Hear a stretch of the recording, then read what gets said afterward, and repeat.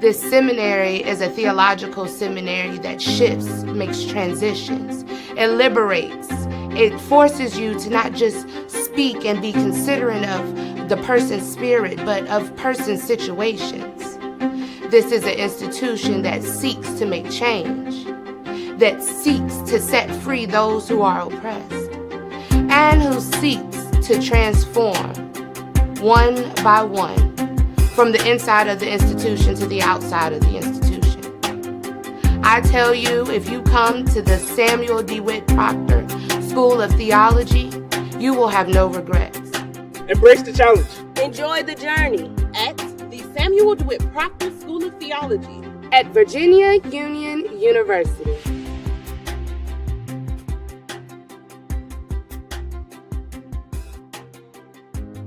Hello, everyone. If you don't know, I am John Guns, and I am the Dean of the historic, I forgot where I work. No, Samuel DeWitt Proctor School of Theology of Virginia University.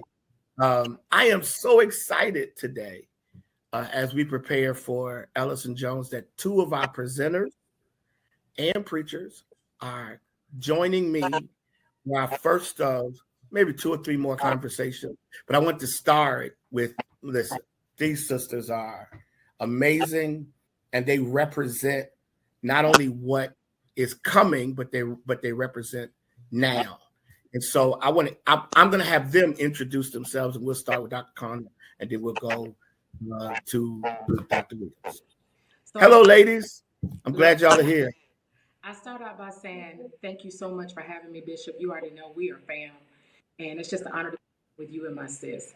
My name is Jennifer Carner. I am a daughter, sister, and a proud auntie mom. I'm the daughter of Brenda and John, and the granddaughter of Henry and Mildred, Juliet, and Clarence. I graduated from the world's only program in African American preaching and rhetoric with a PhD this past year. Hallelujah. And I'm celebrating 25 years of ministry this year, preaching ministry, 17 years of ministry leadership. What I'll say about my church affiliation is that I was the first female executive pastor at the House of Hope Greater Charles Baptist Church with my mentor and big brother, Dr. E. Dewey Smith Jr. Shout out to my pastor. And I recently relocated to the Pittsburgh area as the director of preaching in a post-Christian age and a homiletic Pittsburgh Theological Seminary. Homiletician Frank A. Thomas says that no preacher is bigger than their tradition. And so I see myself coming from a vibrant and musical preaching tradition, and I believe I carry the sound of my ancestors with me. That's me in a nutshell. Wow, amazing. Our dear sister, yes, Dr. Williams. Hello, everyone. Dr. Guns, thank you so much for the invitation to come and to share with you and honor my big sis. I am Janice Renee Williams. I am a preacher, lover of preachers, lover of preaching, Black preaching traditions, and all things preaching. I am the visiting lecturer in homiletics at Virginia Theological Seminary. I am the homiletician in residence at Metropolitan Baptist Church, where the pastor is the Reverend Dr. George Lewis Parks Jr. I am also the founder and the CEO of Deep Launch Solutions, where we equip preachers with resources and educational opportunities to expand their horizons and understanding of preaching. I hail from Cleveland, Ohio, and I'm a proud Cleveland native. And I am, I feel like I want to share some of, my familial background, because like Dr. Carner has said, it has shaped me significantly in who I am. So I am the daughter of Linwood Williams and Carlotta Rem. I am the sister of Linwood Jr., Daniel, David, Stephanie, and Jamie. I am a creative. I am a writer. I also come from a musical background. My father was a singer, and I played trumpet for 12 years. And I just, really just love what God can do through preaching. And so I am grateful to be able to participate in what God is doing through preaching. And I'm just really excited to be here and to talk more about that. Wow. So we should really stop right now, because That is super impressive. I have known both of you for a little while now. So my first question, and either can start. Why are you committed to the academy as someone who could be an itinerant preacher or pastor, and you still are that and still will be that, but why are you so committed to the academy as it relates to preaching, particularly Black preaching? Mm-hmm. Well, I'll share. I first and foremost, I sense a call to the academy, in as much as I sense a call to the church, and so I exist in kind of these two spheres of thinking about and doing the work of preaching. I am committed to it because it is my fundamental belief that good preaching keeps people alive. And I have seen too often the irresponsibility that takes place in the preaching moment. And I want to, and I feel called to contribute to the formation of minds, the formation of practice, the development of skills for the coming and the present generations of preachers, because I believe that good preaching keeps people alive, because I believe that even if I can only touch and influence a small number of people, to help them to think about what it means to preach well, what it means to preach a life-giving gospel, because the gospel is life-giving, and what it means to steward the gospel in such a way in the proclamation moment, to the end that folks who are living in the kind of world that we are living in can imagine life differently, can imagine a life of flourishing, can imagine a life of wellness in a world that seeks to restrict their ability to live and to thrive and to be well. And so I think that starts in the classroom, and as much as it is fostered in the church. And alongside of that, recognizing that, not all of our preachers will go to, seminary. I think that it is still yet an opportunity alongside of the ways that we are bridging academy and church at the same time. And the last thing I'll say to that is that, I don't see a separation. Like, for me, there is no separation between the church and the academy. To me, they speak to each other and should speak to each other. If we're going to be forming minds and leaders in the church, in the academy space, then we need to be in ongoing, intentional conversation with the church and vice versa. And so I see myself as kind of working in that liminal space, that blended space, that in between, or as a bridge almost to the church and to the academy, so that we can continue to so that the work we do in the academy is deeply informed by the life of the church, the boots on the ground of the church, and so that the church is deeply informed by the thinking and the theories and the processes of the academy. So that's kind of how I envision and how I see myself, really at the intersection of church and the academy. And for me, it is a call to both, and not either or. So I agree with my dear sister. I have a blended experience. And the interesting thing about it is that preaching and a passion for preaching came first for me. I come from a preaching family. My father is a pastor, and my mother is a Christian education director, but she'll sneak a preach when she's teaching. So I had these two lineages that I grew up with in preaching and ministry. And it was not until I started studying the history of preaching that I saw how an academic journey could begin in this tradition and studying this tradition, which I love so much. I'll share transparently a part of my story and my formation. I started the PhD program in African American preaching, and I said to Dr. Thomas, I said, hey, I like music, I like to hoop, but people tell me that in order to be an academician or to be a professor, I gotta give that up. It's country. You can't do that hooping stuff and also do the academy. And Dr. Thomas said, who told you that? It's not true. God called you and the package you're in.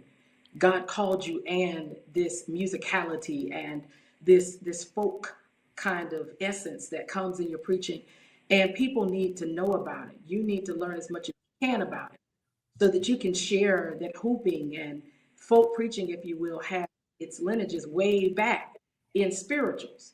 That's a different conversation. And so I fell in love with this whole idea of tracing my own history and lineage and this vibrant preaching tradition that I come from, and learning, okay, so folk preaching, which is the earliest genre in African American preaching. So folk preaching existed, and we know that its early vestiges start around, according to Henry H. Mitchell, started around the 18th and 19th centuries, but we still hear some of the vestiges in preaching today.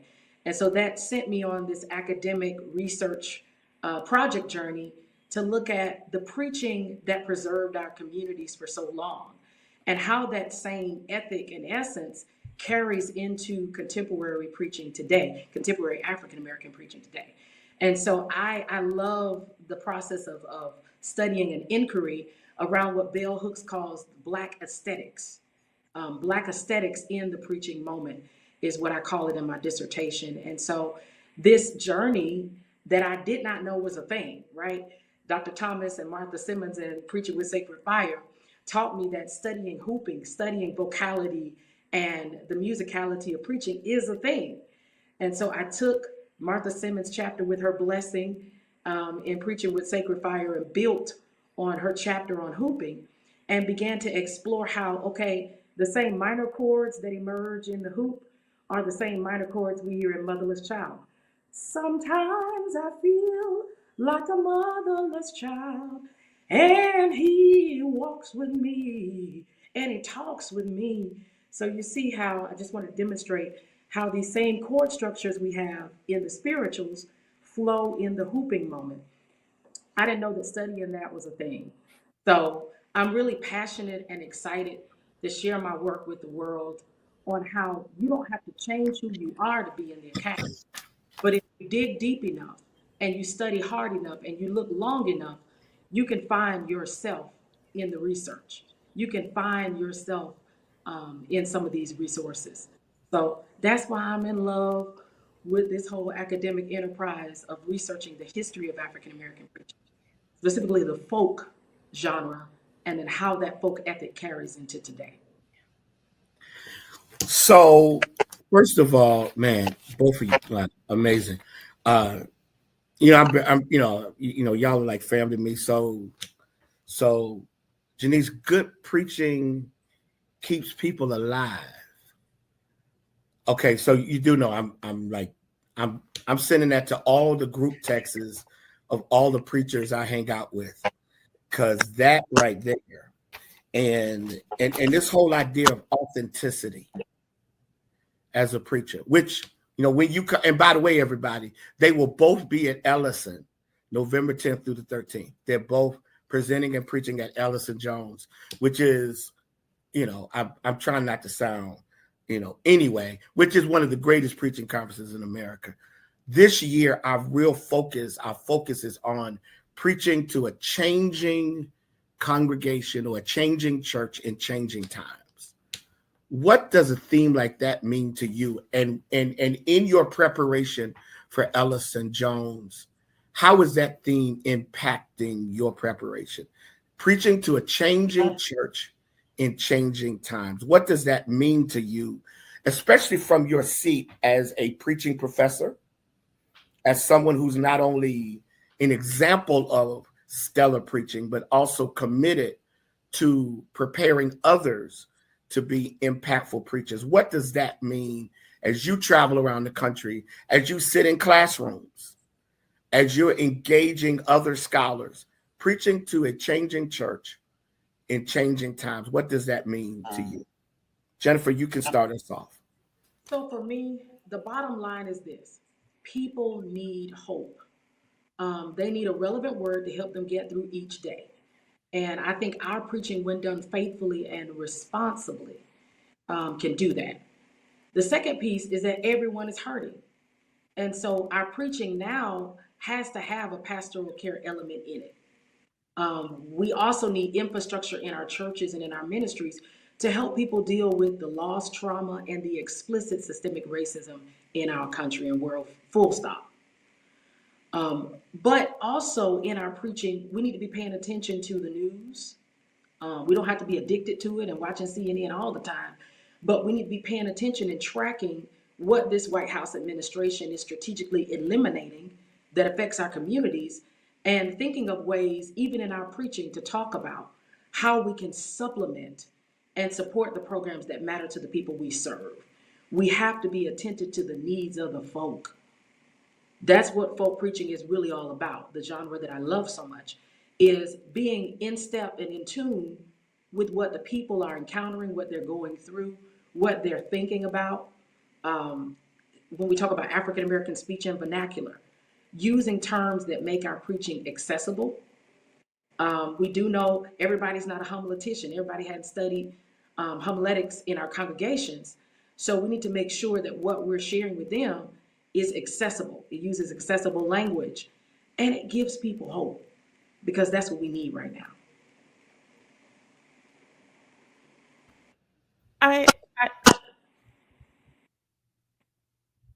I think for me, I wanna start with this idea that this need to preach into difficult, strenuous times is not unique to this particular moment. Black preaching emerged out of and spoke into a context that was life restricting, that was literally set up to kill them, right? And preaching has always, across the history of our thinking about preaching and our doing preaching, has always emerged out of and spoken to the times in which it was taking place.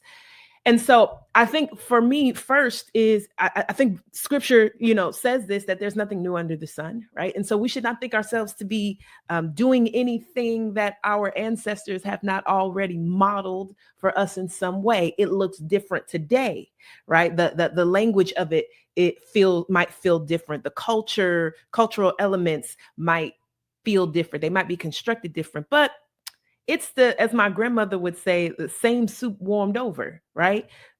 Same song, different radio, however you want to image it. And so I think that we should, as Dr. Karna says, that we should really kind of seek to find hope in the fact that if we have survived this long, all of the different things that were set up to kill us, then I think that we can find hope both as preachers and develop sermons that help others to find hope, that the same can be true now, that we can live through this.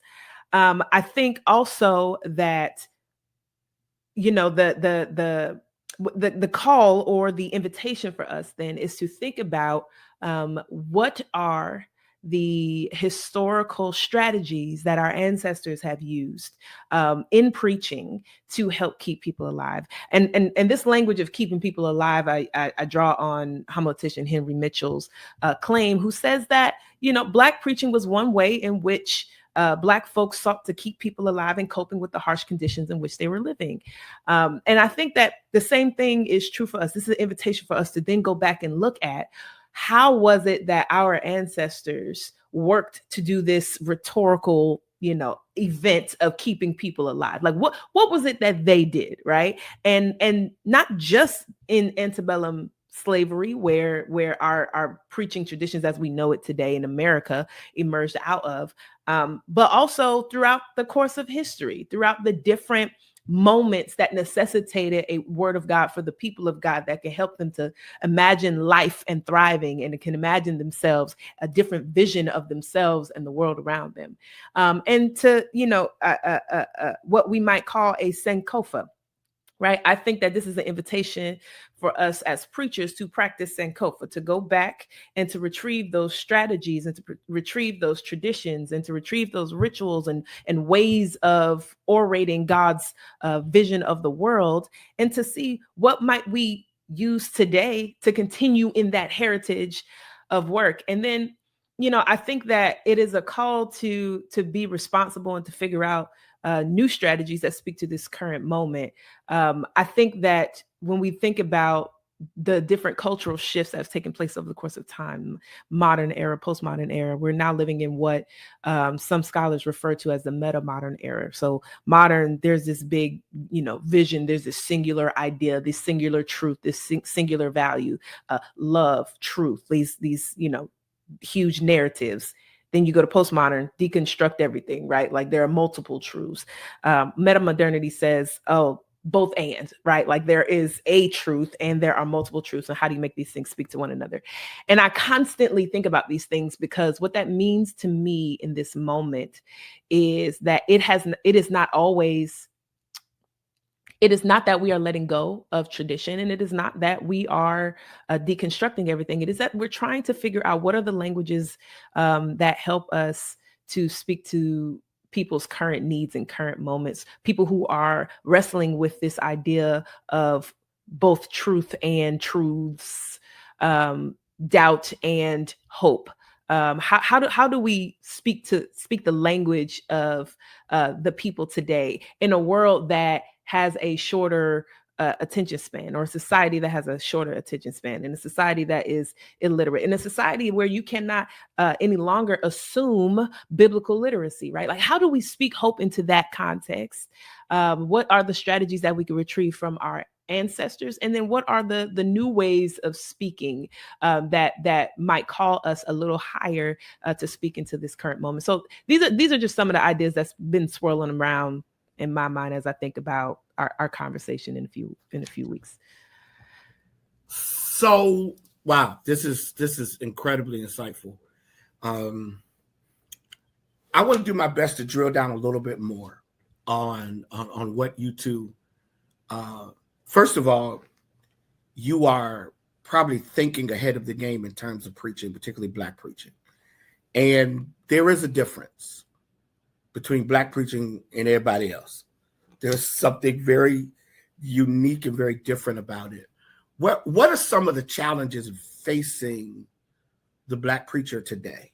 What are some of the things? And again, always my encouragement is for you two particularly, and grateful to God, for you two to look through the lens of the academy as well as your particular understanding and unique commitment to the Black church. So what do you see as some of the challenges facing the Black preacher? And I'll add a second question to that.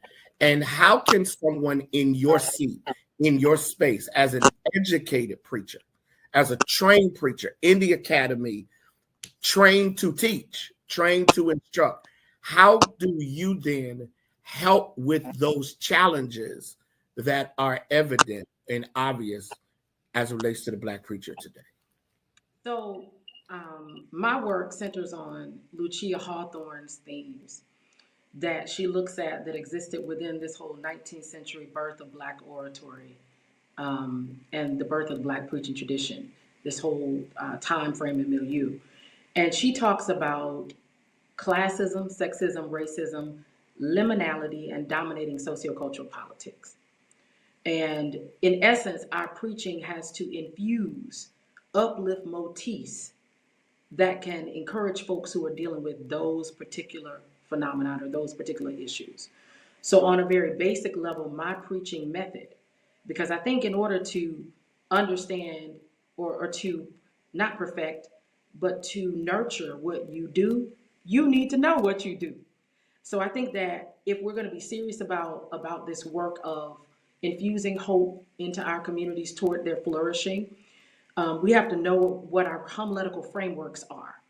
And so when I teach preaching in terms, in the church and in the academy, in terms of how must one or how might one develop their homiletical framework. And the homiletical framework involves one's homiletical theology, one's homiletical theory, one's homiletical method. Those three things talking to each other and having alignment, and you being able to articulate and know what those are.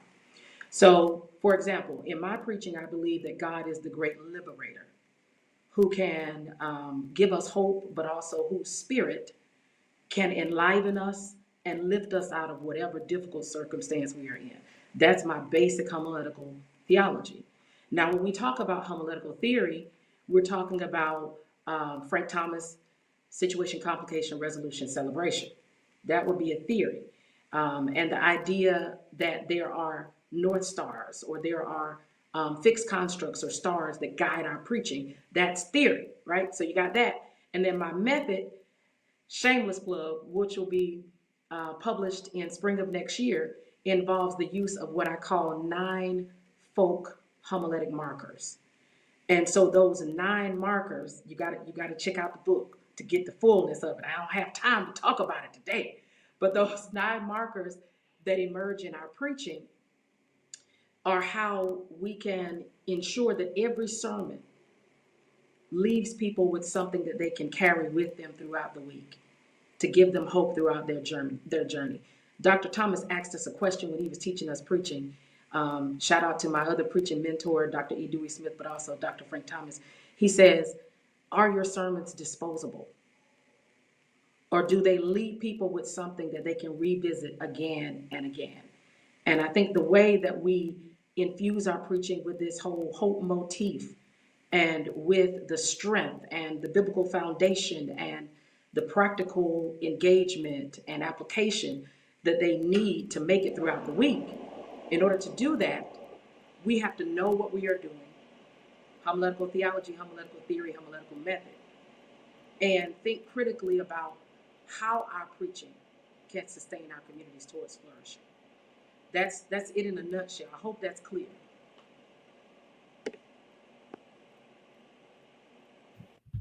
So I think about the challenges that face preachers today, and I think chief among the things I've recently been thinking about is the ways in which our current preaching context, and I mean that writ large, our current preaching context, we are preaching into what I call a context of relational disconnection. That there are systems and structures that are set up, designed to separate us from one another, to disconnect us from one another.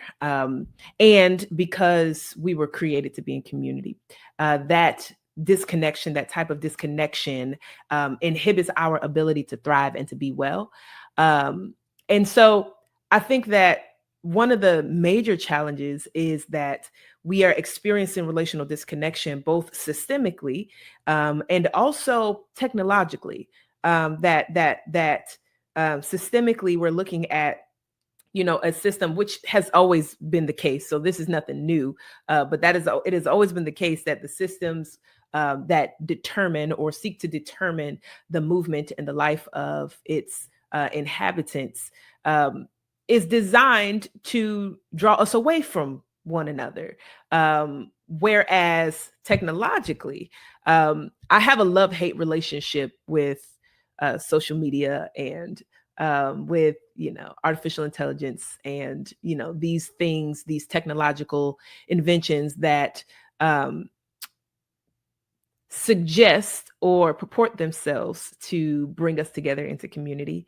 But the way the algorithm is set up, we are experiencing what I call algorithmic tyranny. The tyranny of the algorithm is that while it says that it's attempting to bring us together, what it inadvertently does is it drives us apart from one another, because what it does is it will only promote that which has the potential to go viral. And typically those things that possess that quality of virality are those things that engender the most negative chatter. Sometimes you get the little positive things in there, but by and large, those things that spark debate, those things that spark derision, those things that cause one another to arguments, right? In its basic sense, those things that facilitate arguments. Negative caricatures of the Black preacher, for example, is one of those things. Now that we have artificial intelligence, I'm sure folks have seen those videos that are clearly AI videos of preachers saying things that are counter gospel, saying things that no preacher no responsible preacher in their right mind, no preacher really seeking to do, and I'm specifically talking about Black preachers, no Black preacher specifically seeking to do the work of good preaching would in their right mind say things that are just absolutely rude and life restricting, right? And it's not to say that those things don't exist, but it is to say that artificial intelligence has put these videos out here, and they play off of negative representations of Black culture. They play off of and exploit these negative representations for the sake of virality. And so you have people in the comments going, see, that's why I don't go to the church, because they can't tell the difference between an AI preacher and an actual sermon by an actual human that is seeking to do the life-giving work of preaching. And so this then is in the chat, in the comments, there are arguments going on. There are negative reinforcements of these caricatures, these negative representations of Blackness, and these negative representations of Black preaching, and these negative representations of Christianity writ large. And it is driving people apart. All of that is to say, that's the context in which we preach. We preach into the context of social relational disconnection. We preach into a context where people are constantly driven away from one another. Because of technology, we no longer even know how to be in community with one another. We can literally be sitting at a dinner table and everybody has their phones out. Nobody's talking to one another. We can literally be, I am guilty of this. I had neighbors and had no idea when in Nashville, had no idea who my neighbors were, right? I was in the house, and, part of that is I'm an introvert, but the other part of it is we've gotten so used to, so socialized to be, to connect via social media or to engage others via social media, that we have missed how to engage and actually be relational beings in the real world, in our enfleshed bodies. And that's the context in which the preacher is preaching. We're preaching into a context of relational disconnection, into a world in which people don't know how to be in community with one another. And I think that from my seat as a professor and as a scholar of preaching, that our jobs, or at least how I see my responsibility, is to help us to identify those ways in which we are disconnected, or are the context in which we speak into is disconnected, to help my students to be able to identify those things, and then to resource them with tools that they need to care more effectively for their listeners, whether they are in ongoing relationship with those listeners or not. My particular work, I can't say too much about it because I haven't defended quite yet, but in a few months I will have. My particular work looks at itinerant preaching. I look at those preaching experiences in which the preacher and the listener are not in ongoing relationship with one another. And how do you preach with care to a community where your words will last longer than your presence, right? In the context of a relationally disconnected world. And so my job as a scholar of preaching then is to help to resource my students with those things that I'll talk to y'all more about on the other side of the dissertation. Okay, so does anybody feel like you're in class? Does anybody feel like after you get finished listening to this today, you're gonna have to go write a 25-page paper, and then submit it to Professor Carner and Professor Wynn? Does anybody feel what I'm feeling?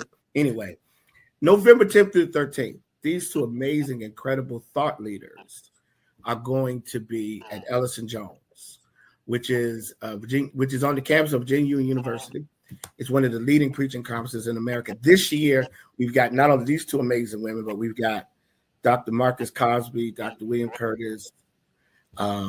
We have Pastor Joseph Fleming. It's one of our own professors, Dr. Robert Wapanaka, who's our professor of Old Testament. It's going to be an absolutely amazing and incredible experience. How do you two approach preaching yourself? Like, what is your unique process in terms of approaching the preaching moment? And here's why I raise that, because I think that preachers are always intrigued to hear how other preachers not only do it, but how you get to the point of doing it. I have a long way to go as a preacher. By the time I become a decent preacher, I'll be retired. And so, you know, I got a long way to go. I probably need to go to both of your classes. And as long as I don't get graded, I'm good. But Jennifer, how do you approach the preaching moment yourself? Because you're two incredible preachers outside of being brilliant thought leaders and professors and shapers of this craft now, because you two are shaping it. You two are shaping this craft. You know, a part of scholarship and research is who you quote and who you cite. But I got a strange feeling that in years to come, we're going to be citing you. And we're going to be quoting you. So how do you approach the preaching? So I'm going to start out by just adding a little nuance to something you said about yourself. First of all, you the Lord's preacher, period. You have spoken into my life so many times. We talked about it. And I just want to honor you in this moment and say, you are already one of God's greatest. So let's go ahead and put that out there. Now, I want to share my process for sermon writing and sermon shaping by starting with a really quick story. When I started as the first female executive pastor at Greater Travelers Rest, I did not know that by the time I was done, 8,000 people would have viewed this message. This was when 2017, at a time when we hadn't even gone into the pandemic yet, but Greater Travelers Rest, because of the preaching of Dr. E. Dewey Smith, had a large following. And so I did something that I don't know if other preachers do this, but I started therapy because I believe in Jesus and therapy. Amen, somebody. I started therapy specifically on or around my preaching. So because there was this whole, Brene Brown talks about vulnerability hangover. I tell these deeply personal stories in my preaching. I'm very, I treat the listener like a part of my family. I'm very open a lot of times in my preaching. And so that created this whole vibe or this whole feeling of, oh my goodness, my life is on display when I'm preaching, right? And so I started doing therapy specifically around preaching. And it improved the anxiety. A lot of preachers suffer from anxiety coming up to the preaching moment. But my therapist told me something that changed my whole way of thinking. He said, don't treat it like this moment where people are looking at you or judging you. Don't even think about people comparing you to other preachers.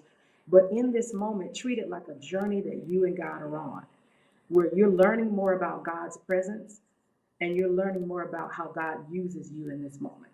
Treat it like a journey. Treat it like a journey of discovery. And once I started to visualize and think about my preaching in that way, my preaching improved and my anxiety went down. So number one, I think in my preaching, my personal preaching process, I'm serious about cultivating my mind leading up to a preaching moment, the mind of the preacher. I have an affirmation that I read before I start preparing for a sermon.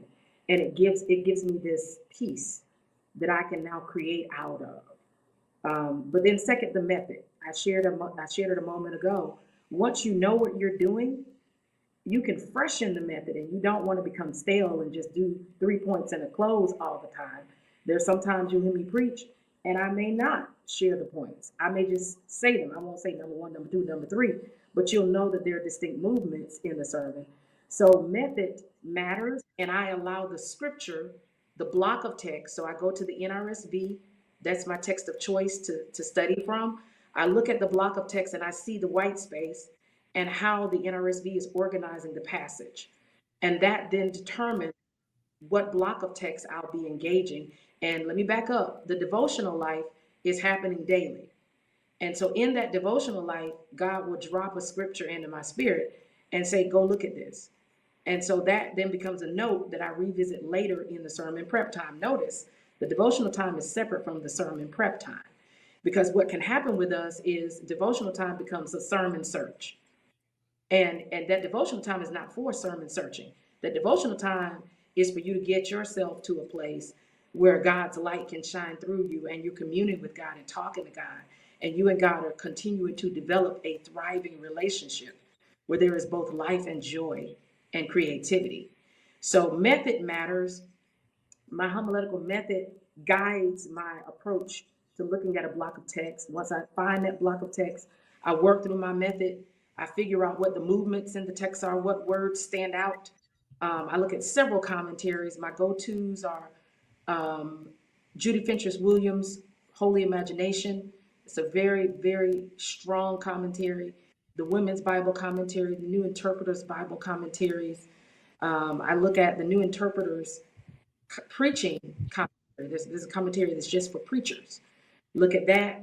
And all of these, Wilda Gaffney's Womanist Midrash is also a source that I visit when I'm preparing to preach. So I get my downloads from the Lord. Okay, this is what I want you to say from this passage. Then I look at these other sources and see, okay, how does this carry the listener forward into meaning and into interpretation of this text? So it's the mind, the method, and then the message. Once I've gotten the mind together, I'm relaxed. I'm sorry to step on folks' toes. I got at least 6 to 8 hours of sleep. I'm hydrated because some of us, we don't sleep as much as we should. And that affects your cadence. That affects your energy. Let me back up and say this too. Cardio. I walk 4 miles a day because I'm not one of those hoopers that hoops for 45 minutes. I can't do it. I'm sorry. I just can't do it. But for the little 15 minutes that I may hoop and use my breath or my wind, I do cardio specifically to help me in my approach in preaching, in my voice and my vocality. We got mind, method, which incorporates all of these elements: hydrating, sleeping, devotion, meditation. Then we slip into the message. Then the message can come. Then God can do God's good work. Once I have the mind and the method in place. That's Jen. That's just how I move. Other people have different ways they do what they do. But I believe in a holistic wellness journey that feeds my homiletical presence and method.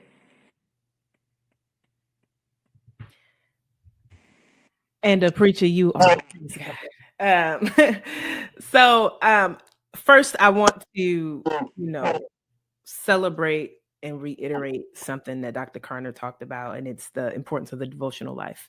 It reminded me of a quote that lives rent-free in my head from Dr. Charles Goodman that I heard him say a couple years ago in teaching a class. And he said that God is more interested in you being a disciple than you being a preacher. And so that lives rent-free in my head because it really is that time where God works on you before you try to go use this sermon to work on people. And so I named that first, that devotional life, as the first phase or the first experience, a daily embodied, way of just being in the world. When it comes to my actual sermon preparation process, I follow the method that is in my sermon development workbook. So a year ago, I released a workbook entitled Sermon Development, a Workbook for Preachers. And it walks you through the process of sermon development from idea to outline. So by the time you get done with a sermon in that workbook, you will have a full outline ready to write your manuscript. And so the outline begins with what I call three phases of exegesis, which is investigation, inspiration, information. Investigation is a non-interpretive assessment of the text, where you're literally just working to get the text in view, identifying those what might feel obvious things in the text. It is engaging the who, what, when, where, whys, and hows, and those things. Just really dealing with what's in the text before you move on to make meaning of what you're seeing in the text.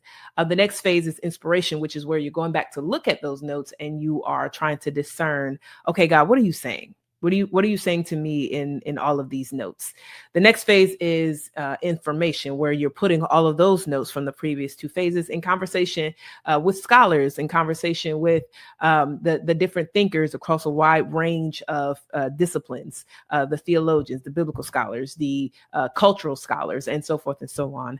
Even conversation partners, your friends who you talk to, because you should be talking to other people in the process of sermon development, because we don't write sermons in silos. There is some time where you have to do that work by yourself, but you should always be in conversation with preaching partners, people who can preach, people who can preach well, people who are disciplined in their preaching practice. So all of that for me encompasses these 3 I's of exegesis. And then the next phase is, like, for me, I go back and then I'm reading through all my notes. I'm reading through all my notes and trying to identify, okay, what are the things that are coming up for me in this time of reflection? What's standing out to me? What's the idea that's coming up for me? And then once I start to identify those things, then I'm starting to workshop my thesis, my objective, and my so what statement. My thesis statement, the final destination of the sermon. I cannot move forward in my sermon preparation process until I figure that out. I like, literally, there's almost like a brain stop, a stop in the road. I cannot move forward without figuring out my thesis. It's to the point where when my friends ask me, are workshopping their sermons with me, they know they'll almost, if they don't have their thesis yet, they know my first question is going to be, okay, what's your thesis? So like, if they don't have it yet, they'll literally say up front, like, I don't got my thesis yet. So like, because they know, like, for me, like, your thesis is your sermon. It was Isaac Rufus Clarke, who was the professor of homiletics at ITC, who once said that, if you ain't got no proposition, you ain't got no sermon. And I think the same way. If you ain't got no thesis, if you ain't got no big idea, if you ain't got no, main sentence, thesis statement, whatever you want to call it, you ain't got no sermon. Your thesis is your sermon. And so for me, I spend a lot of time, and sometimes it really can take me a full day to figure out what that main claim is that I'm trying to make. And then from there, I move on to my objective statement. What do I want this sermon to do? Okay, now we know what this sermon is about. Okay, to what end? What I want my listeners to take away. Then my so what is why is this sermon so important? What big question or concern is this sermon seeking to answer? And really, these 3 statements flow with one another. The so what is why is it so important? The objective statement is the how of that so what. Okay, so how do we attend to this question? The thesis statement is the why of the objective. Like, why is this important? Like, why are we doing this to get to this particular end, to answer this particular question? And then once I have these 3 things, then I move on to, I am a movement preacher, 3-point preacher, and I although, sermon doesn't always have to, I'm not saying the sermon always has to have 3 points. So let me just say that out. I'm not saying that. I typically have 2 to, I don't even know that I've ever had 4 points. But for me, my next step is to figure out what are the movements that help the sermon to get towards or move towards that ultimate claim that I'm making in the sermon. That includes, for me, developing a subthesis for every movement. So whatever the claim is of that particular movement, whatever the main idea of that particular movement, that is supporting that thesis statement. So I'm asking myself, what is the claim that I'm trying to make in this movement, and how is it connected to the overall thesis statement that I'm trying to work us towards? And I literally write a sub-thesis out for everyone so that I can be clear about what I'm trying to say in this particular movement. And the reason that's important to me is because, especially when you're thinking about like time restrictions in preaching and, things of that nature, your sub-thesis helps you to answer the question, or functions as a sort of filter through which I run the rest of my content. So if I don't need to say X, Y, and Z to help support this claim, then I can leave it out. And so it just helps me to figure out how to shape that particular movement. And then, I think about my illustrations, and I follow a similar format in terms of what is the illustration or the example, the story, whatever I'm trying to tell. What's the main idea that I'm trying to extrapolate from this story or illustration? And then how is that connected to the claim that I'm trying to make? Once I have all of those things, then I write my manuscript. And then I read it and reflect on it, and read it and reflect over and stress on it, and all the things that preachers feel when they're preparing to preach. But for me, like that's the general process of sermon preparation for me. So the whole time y'all are talking, first of all, I don't know if you can see this. I've been scribbling notes. Let me see. I've been scribbling notes. This is all y'all. All this. I know you can't see it, but I promise you. So Mind, method, message, done. Investigation, inspiration, information, stolen. Tyranny of the algorithm.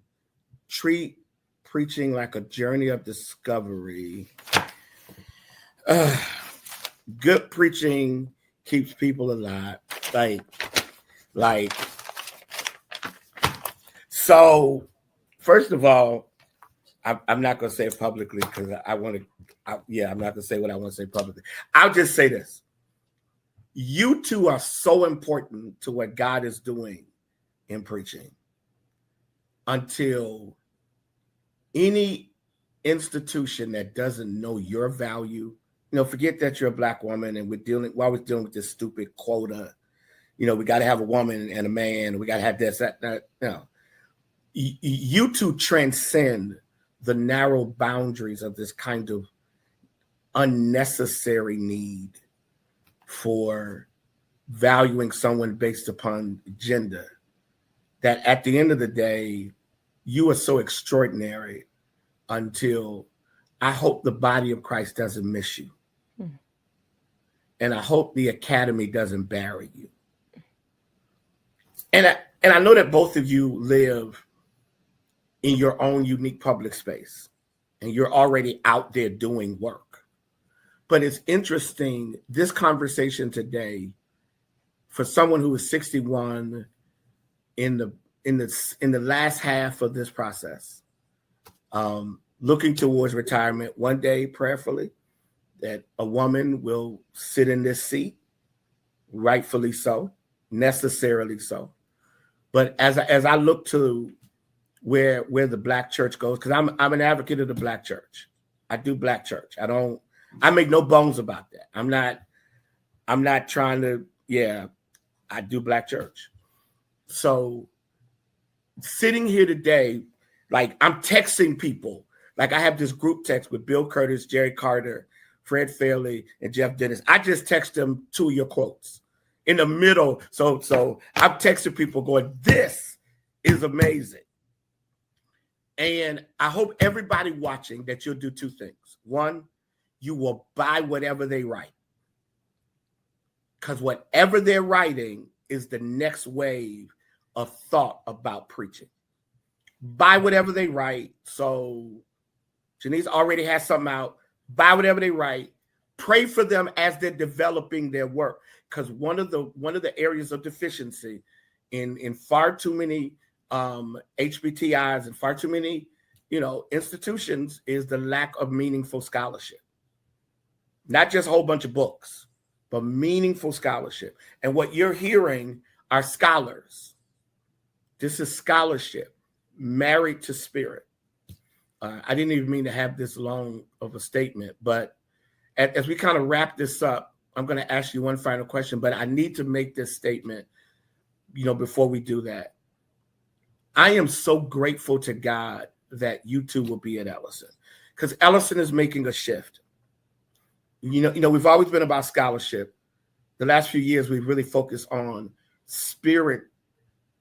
And now as we marry scholarship and spirit in a unique way, your voices make sense to me. And I'm just blown away. This has been one of the best dean conversations I've had in my 4 years as dean. It's just been crazy. So last question. What's next for Black preaching? What, as you project out, both of you are I'm not going to say starting your journey in this space, but both of you have like huge, bright, amazing futures. What's next? What's next for the academy, the church, but most importantly, what's next for you? What's next? Can I? Yeah. I want to answer this, if it's okay, what I hope is next. However you answer it is the answer. What I hope is next for Black preaching really goes back to this Sankofa that I was talking about earlier, this retrieval of Okay, I'm gonna fuss a little bit. I feel like we're not reading enough, and I talk about this quite a bit. And a part of it has to do with the relational disconnection that I spoke about. That we are, it is inhibiting folks' imagination because folks aren't reading anymore. They don't need to. They can just get their news notification on their phone real quick, right? They're not picking up books and opening it up and expanding their imagination. And imagination is important in preaching because the imagination is the place from which we construct our sermons, but it is also the place that informs how we construct the world. That because preaching is a process of constructing the world of our listeners and the world in which they live, that we have a responsibility to expand and to feed our imagination so that we can imagine better worlds for the people that we're preaching to. And so what I hope is next for Black preaching is that we go back to retrieve reading and art and just these other ways of funding our homiletical imagination so that we're not just regurgitating feel-good cliches in our sermons in an attempt to get a shout or in an attempt for a viral moment, but that we're actually doing the work of funding our homiletical imagination so that we can reimagine and reconstruct better worlds for our listeners. So that's what I hope is next for Black preaching. For what's next for me, I'll say what's next is really what's now for me. I am completing my dissertation right now, and I am, really close to the end is what I'll say. I'm really, really close to the end. And so the end of that academic journey is on the horizon. And so that is next and now. In as much as the next and now is that I am, starting to live into what it is that this whole PhD for me was about. And that was so that I can get into the classroom, so that I can contribute to the shaping of minds of the next generation and the current generation of preachers. And so I'm currently doing that as a visiting lecturer at VTS and also working in the church. Like I very much sense a bivocational call. And so working in the church and getting to be a homiletician in residence at Metropolitan has really been a gift. And so my next is my now. And so I'm just really excited about that. And the last thing that I'll say is, I currently coach preachers. I have a certification from Vanderbilt University in homiletic coaching. And so I literally walk alongside individuals and groups to help them to, develop and to identify their voice and different skills so that they can become more faithful proclaimers of the gospel. And I love doing that work. And so that is all those things are the next and the now for me. Amazing. I'm trying to see if Jennifer is still on. Okay, there she. Okay, child, you ran my blood pressure up. Okay, all right. Okay, all right. Yes, please. First of all, it's been a joy talking with y'all today. It's been an absolute blessing just to be in the presence of people who care about preaching. Full stop. When I think about what's next, I'm reminded of the work of Frank Thomas and Martha Simmons and Sacred Fire. They did this thing that I thought was way ahead of its time. They named 7 periods of African American preaching in their work. And the last period was from deconstruction to hope. So my hope is that in my scholarship, that I will build that out, looking at the preaching that emerged during the Obama presidency. And then, y'all, this is hot off the presses. I build on their timeline in my dissertation. And I start to name the next period after that, which is the period that we're in, which I'm calling Be Like Claudia and Beyond. For those who are unfamiliar, I'm naming that after a sermon preached by Gina Stewart at the joint sessions of the National Baptist Conventions. So I'm saying that the preaching forward will embody this homiletic that embraces the full humanity of all persons, regardless of class and gender, be like Claudia and beyond. So in my work as a historian of African American preaching, I'm building on the research and standing on the shoulders of scholars who have come before me and giving name, giving identifying characteristics to this next period of preaching as a theoretician. So in my academic work, what you'll see is me naming and expressing, but also identifying and describing what preaching will look like in this next wave. Personally, my academic work, shout out, I gotta do this, shout out to Frank Thomas, Courtney Buggs, Andre Johnson, Noah Erskine, Nicole Z. Robertson, who were all instrumental in my PhD work. They tasked me with creating a research plan. So the first of my published work will happen in spring of next year, but then its companion work is a brain study that I've received IRB approval as well as approval through Emory to hook up participants to an actual an instrument that will measure their brain activity. We know. And what will happen is they will listen to a sermon, but they'll also read a sermon, and the instruments will record their brain activity so that I can then publish a code book that will describe what happens in our brains when we hear closes of sermons and when we hear certain types of African American preaching styles. And my goal in that is to show that there is something happening in us physically when we hear a Black sermon. Even I know we've seen it sometimes when a person is closing and folks start running and grabbing them. I want to know what's happening, what's the physicality, what's happening in us psychologically. And then tying into my earlier work that will be published in the spring, I'll be able to talk about the emotive rhetoric of the folk sermon and the folk ethic sermon and support it with actual data. So what I'm doing there is both quantitative and qualitative research. And that's what I'm interested in. That's what I'm going to be occupied by for the next couple of years. And then, of course, we know I'm in love with the Black church.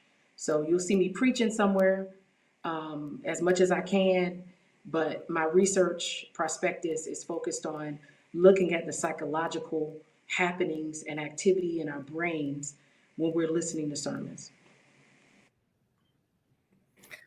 I'm speechless. That's amazing. Hey everybody, if you're like me, you're gonna. I'm in the moment and overwhelmed. I'm gonna have to watch this over and over and over because so much has been shared, and they gave you a little of who they are. There's a whole lot more there. And so again, purchase their stuff. I agree with you, soon to be Dr. Williams, that we don't read enough. We don't read enough. So read. The people that they cited, that they quoted, go back and find their stuff. Go back and read about their lives. And I'm grateful. I've been doing this work now for over 4 years. I talked recently to Dr. Carner. We had a long conversation, and it's been a joy to sense that the Black pulpit is in great hands. It's in great hands. It's in great hands. So I close with this. One day soon, I'm gonna do a sermon about Joseph when his brothers sold him into slavery. And what hit me was this, that don't be discouraged because better is coming out of this. It took being sold into slavery for him to discover who he was. Sometimes the greatest challenges of your life is tied to the greatest. Sometimes the greatest outcomes of your life is tied to the greatest challenges. To both of you to you two who've made immeasurable sacrifice, thank you. Because what's coming out of you will liberate us.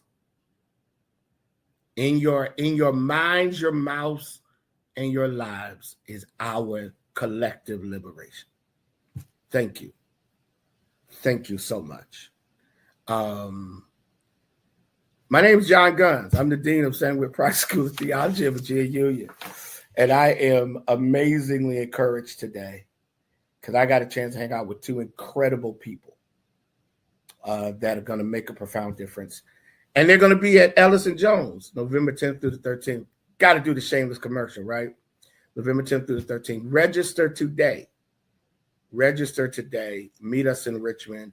Hang out with us on the campus of Virginia Union for those 3-4 days. It's going to be incredible. I'm sure the flyers up here and the registration is available. Take care. Ladies, thank you. I was deciding who would I start with, and I decided to start with you two. I may not even worry about the rest of these folks. I think we may have enough. Okay, I'm just playing. I'll talk to everybody else too. Be blessed, everybody. And hey, if you're looking for a great seminary to come to, I know one. I like the dean. He's a good guy. Take care, everybody. We'll see you soon.